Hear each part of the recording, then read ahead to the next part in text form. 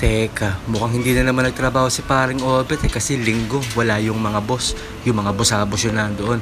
Paring Obet! Parang Roberto, Paring Obet, kape, paring Obet. hindi sige kasi hindi ako nagkakape eh, kasi Oo. nakakabulag daw yung kape eh. Ah. Saka pala, parang Roberto, di ba napapansin na Oo. sa tuwing nagkakape yung mga tao, laging tasa yung ginagamit. Bakit hindi siya Bakit nga ba paring Obet? baso? Ah. Oo, kasi ano eh, kape. Oo. Kaya tasa, kape. Oo nga pala, ano. Sige, Oo parang nga. Roberto. Sige, paring Obet. Si paring Obet talaga, oh. Paano kaya yung tumbler? At saka yung gumagamit ng tabo, nagkakape sa tabo. Hindi naman nabanggit ni parang Obet. Sa bagay, tasa nga talaga kasi kape. Si parang Obet talaga.